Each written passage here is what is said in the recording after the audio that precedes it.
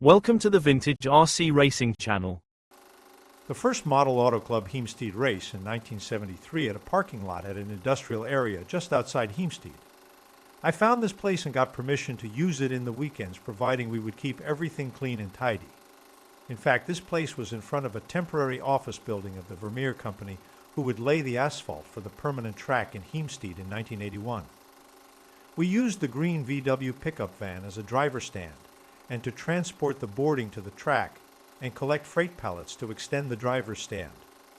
In the very beginning, the MACH was very much a family affair, with my brother's case and Fonz involved in organizing the events. Later, when the club got more members, more people got involved. This is the very first timing machine of my 6-year younger brother Fonz, the start of the amazing AME timing/MyLap story. We could manually count 7 cars. Wow! As most of the people who got involved with radio-controlled model cars came from model airplanes, mainly double-stick transmitters were used. We could use only 6 frequencies on the 27 MHz band, and you had to reserve a time slot to practice. Each frequency was color-coded. To keep this under control, we used a frequency board with 5-minute time slots. For each time slot, a maximum 6 racers could place a little card with their names on the board to reserve some practice time. This frequency board was also called the peg board. Pegs were colored with the official frequency colors, red, yellow, blue, green, etc., and you had to clip the peg to your antenna. Yes, transmitters used to have 1.5 meter long antennas.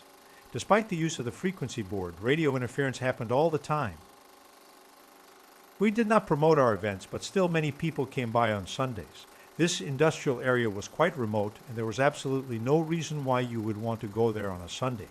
But still, many people came by and even brought their kids for an entertaining Sunday afternoon.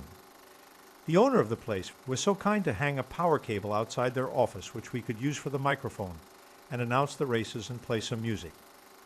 As primitive as it was, we and the visitors all enjoyed it. This is how we started our engines in the early days. We used windscreen wiper motors and with a rubber wheel on it, and a big car battery to power it. Therefore, quite a few racers had a little trailer behind their cars with the starter and battery in it. And of course also handy as a workbench and to store all your RC stuff. Finally, some racing. In the early days of radio-controlled model cars, the chassis were very simple. A flat aluminum chassis with a front and rear axle, no suspension, no differential, nothing fancy. In many cases, the fuel tank was a soldering job. Tires had hardly any grip, and a big rear wing was needed to keep the car going straight, and often mounted extremely high.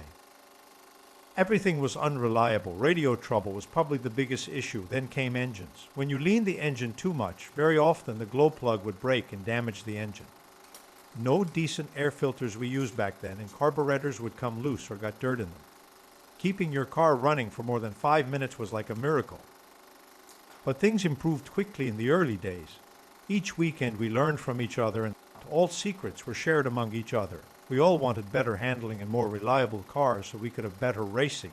I've shown these very early 1973 RC cars in full motion first, and the later part in slow motion to give you a better idea of how these very early radio-controlled cars handled.